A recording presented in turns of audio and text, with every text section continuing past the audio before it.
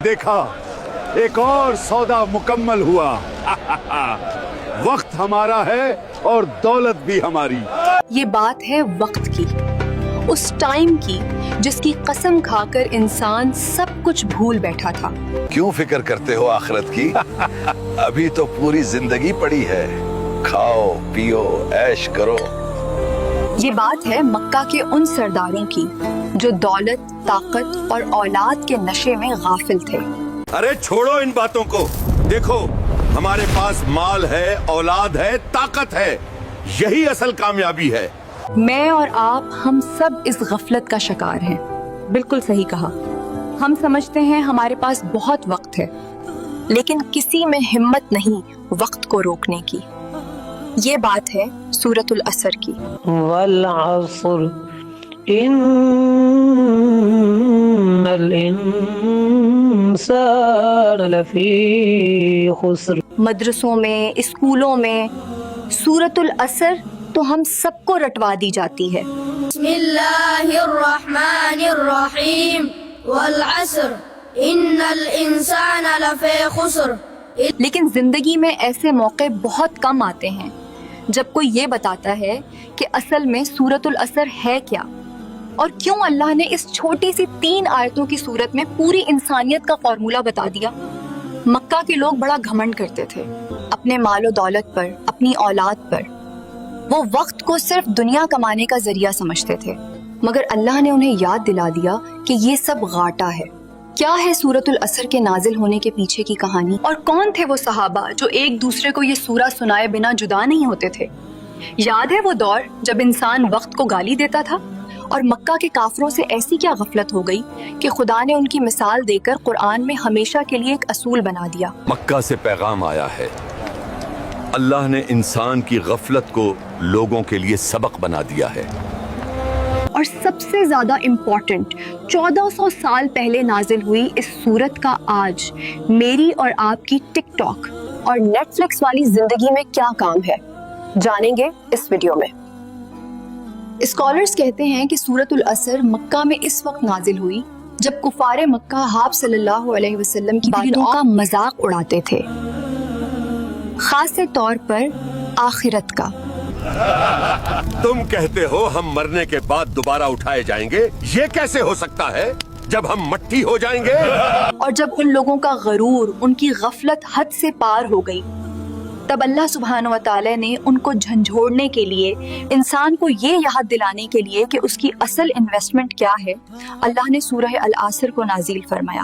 मोहम्मद हर जगह हमें लाजवाब कर रहे हैं, और अब वो कहते हैं कि हम सब घाटे में हैं। हम घाटे में? ये मत भूलो कि हम मक्का के सरदार हैं, हमारा वक्त हमारी मिट्टी में है। क्या तुम भूल गए वो जमाना? ये वो दौर था जब मक्का का इंसान आखिरत से पूरी तरह गाफिल हो चुका था। उनका मकसद सिर्फ ज्यादा से ज्यादा माल जमा करना, ज्यादा से ज्यादा औलाद पैदा करना और उसी पर फख्र करना था। अल्लाह कुरान में दूसरी जगह फरमाते हैं, तुम्हें गाफिल कर दिया है माल की कसरत ने। ये थी उनकी हालत। उनकी हर सांस सिर्फ दुनिया के लिए थी। उन्हें लगता था उनके पास बहुत वक्त है, लेकिन वक्त तो रेत की तरह उनके हाथों से निकल रहा था। वो वक्त को बुरा भला कहते थे।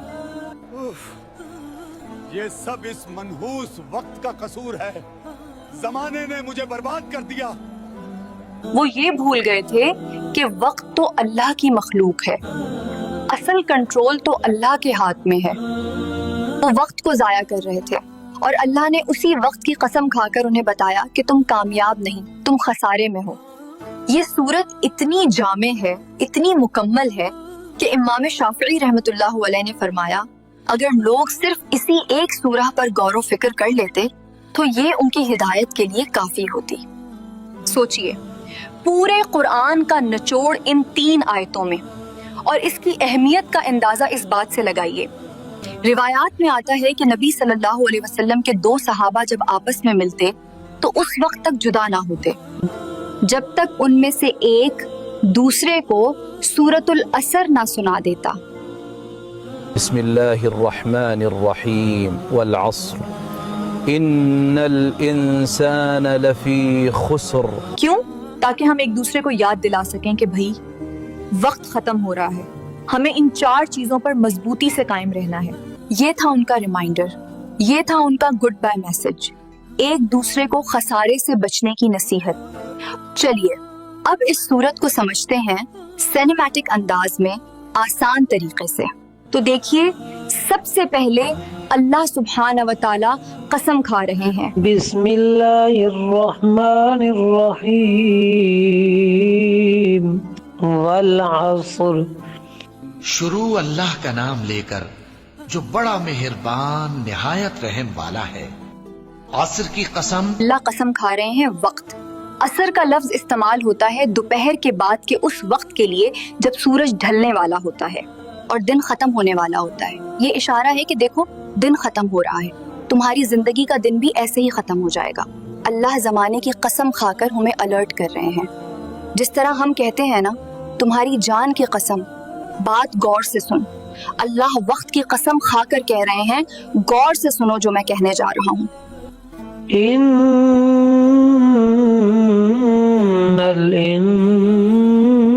الانسان لفی خسر. کہ انسان نقصان میں ہے. اللہ پاک 2 مرتبہ زور دے کر فرما رہے ہیں, بے شک انسان خسارے میں ہے. ایک برف بیچنے والے کی طرح ہر گزرتے لمحے اس کی برف پگھل رہی ہے, اس کا سرمایہ ختم ہو رہا ہے. ہمارا سرمایہ کیا ہے؟ یہ وقت, اور یہ ہر سیکنڈ پگھل رہا ہے. تو کیا ہم سب برباد ہو گئے؟ کیا کوئی بچاؤ کا راستہ نہیں؟ اللہ فرماتے ہیں, إلا الذين آمنوا وعملوا الصالحات وتواصوا بالحق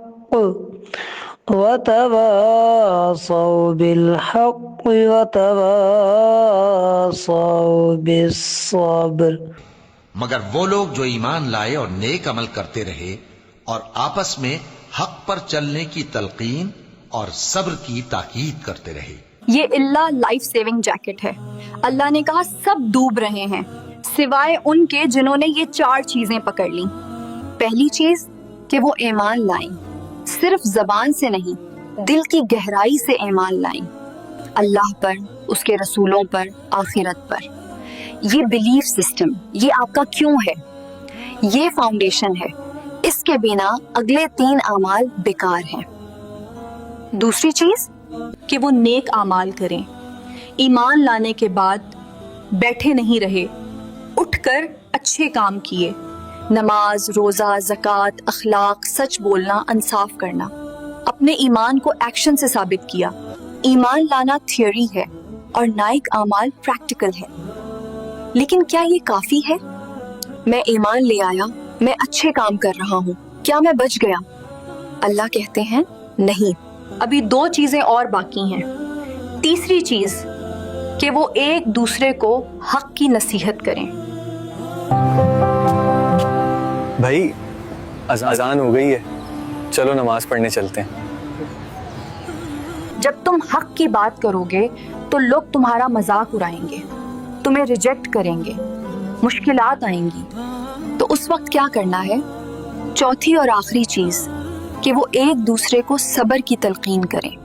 صبر کرنا ہے گناہوں سے بچنے پر, صبر کرنا ہے مصیبتوں پر, اور صبر کرنا ہے اچھے کاموں پر ڈٹے رہنے پر. تو فارمولا کیا بنا؟ 1 صحیح ایمان, 2 اچھے اعمال, 3 سچ کی دعوت, 4 صبر کی تلقین. اب سمجھنے کی بات یہ ہے کہ یہ تو 1400 سال پرانی صورت ہے. اس کے اندر کفار مکہ کی بات ہو رہی ہے. میرے کس کام کی ہے یہ؟ لیکن کیونکہ قرآن اللہ کا کلام ہے اور قیامت تک کے لیے ہے, تو آج ہماری زندگی میں اس کا ریلیونس یہ ہے کہ سورۃ العصر ایک آئینہ ہے. ہم کفار مکہ کو برا بھلا کہتے ہیں کہ وہ غافل تھے. ذرا اپنے آپ کو دیکھو, ہم دن میں کتنے گھنٹے سوشل میڈیا پر سکرول کرتے ہوئے ضائع کر دیتے ہیں, کتنا وقت نیٹ فلکس کی سیریز میں برباد کر دیتے ہیں. کیا یہ نہیں ہے ہماری برف پگھل رہی ہے اور ہم سیلفیز لے رہے ہیں؟ ہم کہتے ہیں ہم ایمان والے ہیں, لیکن ہمارے نیک اعمال کہاں ہیں؟ فجر کی نماز کہاں ہے؟ سچ بولنا کہاں ہے؟ ہم حق کی نصیحت کیسے کر رہے ہیں؟ ہم تو خود برائی دیکھ کر چپ رہتے ہیں کہ بھئی مجھے کیا لینا دینا.